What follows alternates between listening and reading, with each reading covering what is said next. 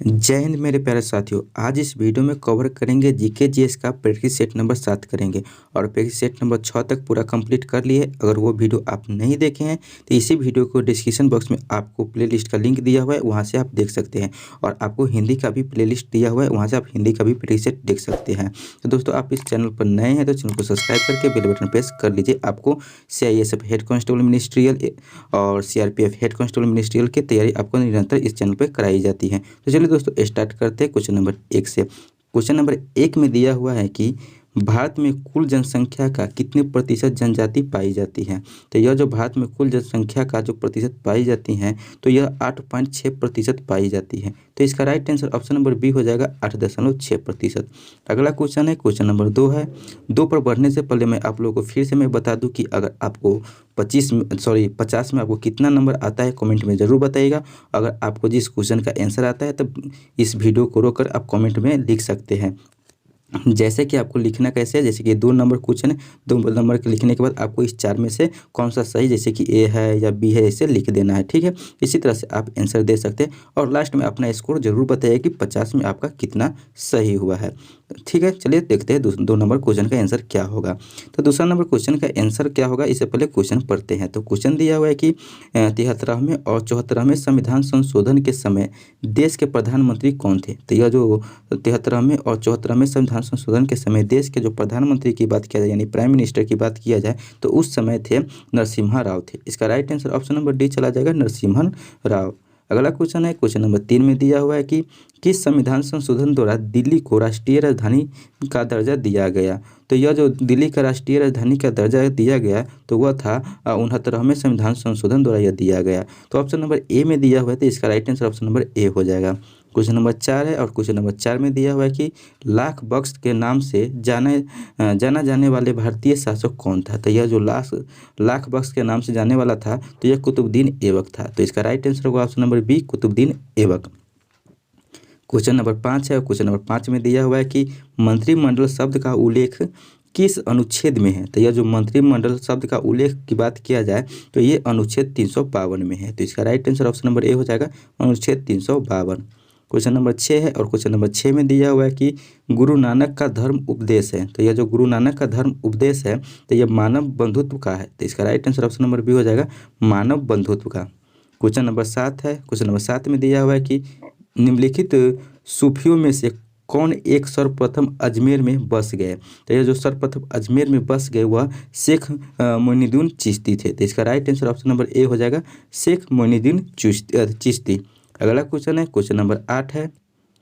Avogadro संख्या का मान होता है। तो ये जो एवोगाड्रो संख्या का मान कितना होता है, तो ये होता है 6.023 इंटू 10⁻23, यानी ऑप्शन नंबर बी में दिया है 6.023 गुने 10 के पावर 23 इसका होता है, एवोगाड्रो संख्या का मान होता है। तो इसका राइट आंसर होगा option number B.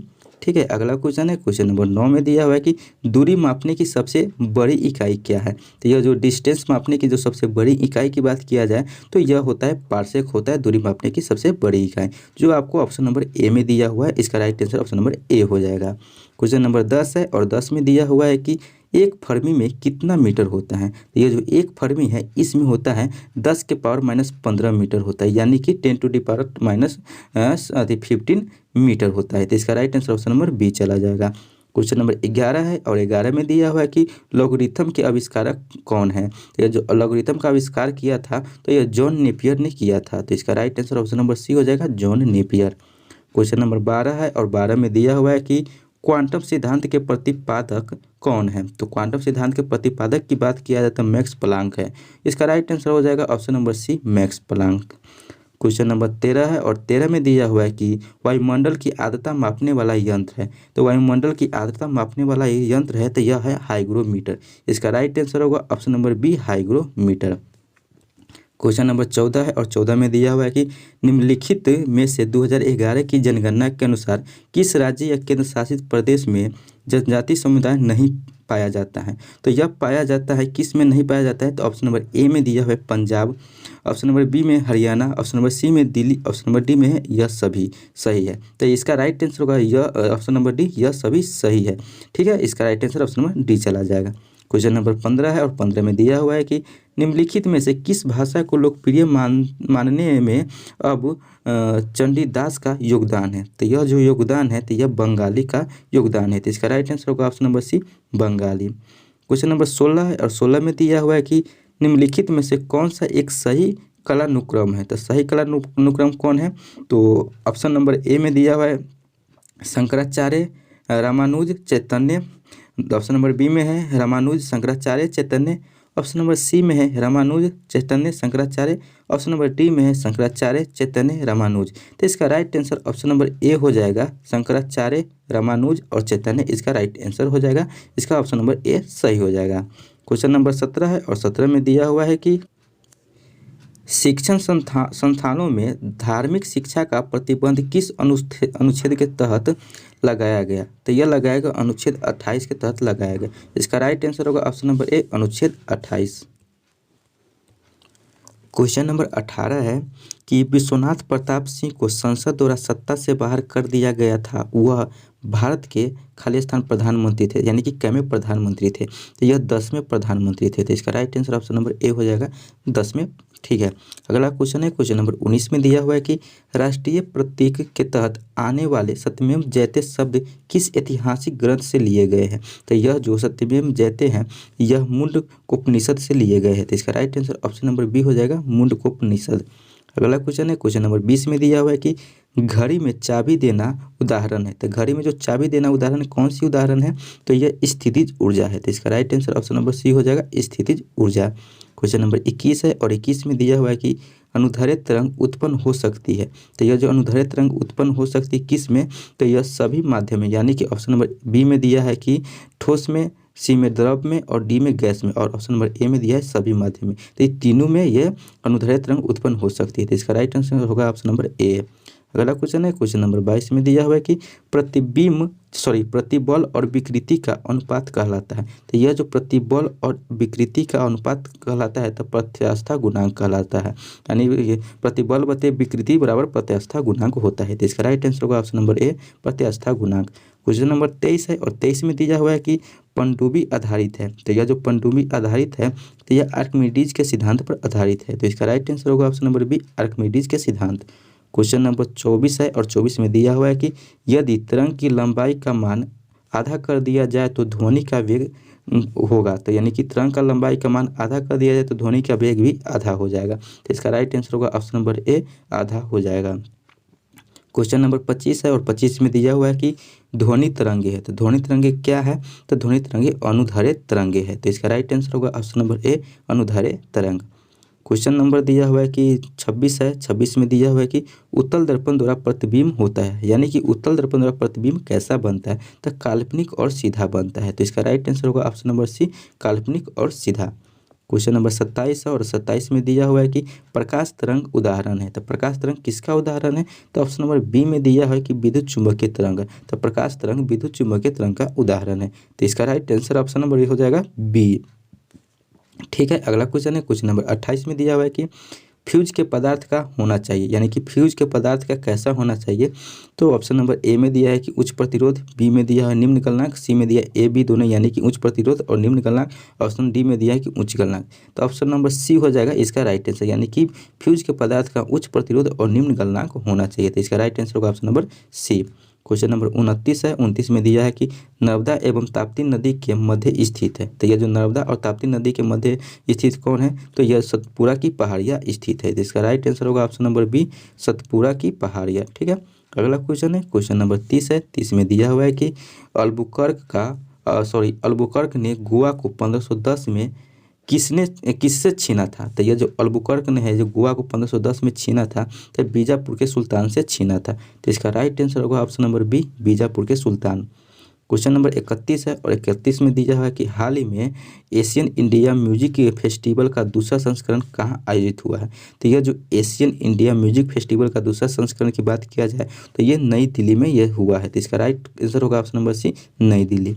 Question number 32 है और 32 में दिया हुआ है कि हाल ही में कौन एशियाई कप टेबल टेनिस टूर्नामेंट में पदक जीतने वाली पहली भारतीय महिला खिलाड़ी बनी है। तो यह जो एशियाई कप टेबल टेनिस में टूर्नामेंट में पदक जीतने वाली पहली भारतीय महिला खिलाड़ी की बात किया जाए तो यह मनिका बत्रा बनी है। तो इसका राइट आंसर होगा option number C, Manika Batra.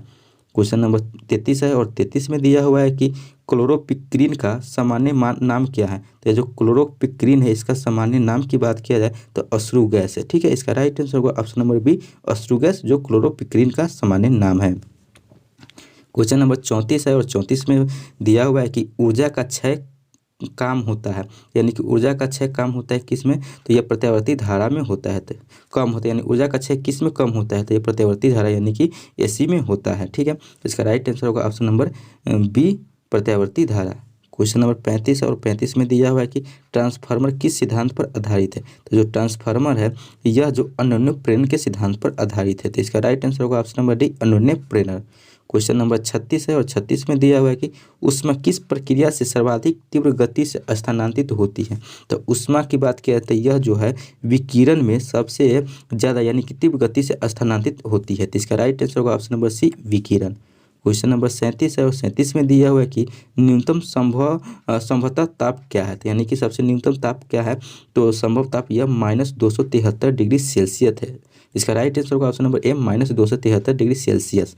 Question number 38 में दिया हुआ है कि सूर्य ग्रहण के समय सूर्य का कौन सा भाग दिखाई देता है। तो सूर्य ग्रहण के समय सूर्य का जो भाग दिखाई देता है उसको कहा जाता है किरीट। किरीट जो भाग होता है वही सूर्य ग्रहण के समय दिखाई देता है। तो इसका राइट आंसर होगा ऑप्शन नंबर बी, किरीट। क्वेश्चन नंबर 39 है, 39 में दिया हुआ है कि निम्न में से किसका अपवर्तनांक सर्वाधिक होता है, यानी कि अपवर्तनांक किसका सबसे ज़्यादा होता है। ए में दिया हुआ है कि पीला, बी में दिया है बैगनी, सी में नीला और डी में हरा दिया है। तो यह जो बैगनी है इसका अपवर्तनांक सबसे ज़्यादा होता है, यानी विबजियोर होता है उसी में ये आता है। विबजियोर से आपको ये याद रखना है। अगला क्वेश्चन है क्वेश्चन नंबर 40 है और 40 की बात किया तो 40 में क्वेश्चन दिया हुआ है कि निम्न में से किस विद्युत चुंबकीय तरंगों की लंबाई तरंगदैर्घ्य ज़्यादा होती है, यानी कि पूछ रहा है कि विद्युत चुंबकीय तरंगदैर्घ्य की तरंगदैर्घ्य ज़्यादा किस में होती है। तो ऑप्शन नंबर बी में अवरक्त है, इसमें सबसे ज़्यादा होती है। इसका राइट आंसर होगा ऑप्शन नंबर बी, अवरक्त। क्वेश्चन नंबर 41 है और 41 में दिया हुआ है कि प्रकाश की चाल सबसे पहले ज्ञात की। तो प्रकाश की चाल सबसे पहले किसने ज्ञात की, तो यह जो रोमर है इसी ने सबसे पहले प्रकाश की चाल ज्ञात की, जो 3 × 10⁸ मीटर पर सेकेंड जो है जो प्रकाश की चाल है ये सबसे पहले रोमर ने ज्ञात किया। ठीक है, अगला क्वेश्चन है क्वेश्चन नंबर 42 में दिया हुआ है कि सरल सूक्ष्मदर्शी में वस्तु को रखा जाता है। तो सरल सूक्ष्मदर्शी में वस्तु को कहाँ रखा जाता है, तो लेंस और प्रकाश के बीच रखा जाता है। तो इसका राइट आंसर होगा ऑप्शन नंबर ए, लेंस और प्रकाश के बीच। क्वेश्चन नंबर 42 के बाद 43 है। 43 में दिया हुआ है कि सांची का स्तूप किसने बनवाया। तो यह जो सांची का स्तूप है यह अशोक ने बनवाया। तो इसका राइट आंसर होगा ऑप्शन नंबर बी, अशोक। ठीक है, अगला क्वेश्चन है क्वेश्चन नंबर 44 है। 44 में है कि किसने पाटलिपुत्र को पोलीब्रोथा कहा। तो यह पाटलिपुत्र को जो पोलीब्रोथा कहा यह मेगास्थनीज ने कहा। तो इसका राइट आंसर होगा option number C, Megasthenes. Question number 45 और 45 में दिया हुआ है कि किस वेद में जादुई माया और वशीकरण का वर्णन है। तो यह जो जादुई माया और वशीकरण का जो वर्णन है यह है अर्थर्ववेद में यह है। तो इसका राइट आंसर होगा option number A, Atharvaveda. Question number 46 है और 46 में दिया हुआ है कि गायत्री मंत्र किस पुस्तक में मिलता है। तो यह जो गायत्री मंत्र जो है यह ऋग्वेद में मिलता है। तो इसका राइट आंसर होगा option number C, Rigveda. Question number 47 है और 47 में दिया हुआ है कि 16 महाजनपदों की सूची उपलब्ध है। तो 16 महाजनपदों की सूची जो उपलब्ध है यह अंगुत्तर निकाय में उपलब्ध है। तो इसका राइट आंसर होगा ऑप्शन नंबर ए, अंगुत्तर निकाय। क्वेश्चन नंबर 48 है और 48 में है कि गुप्त वंश के किस शासक ने सर्वप्रथम महाधिराज की उपाधि धारण की।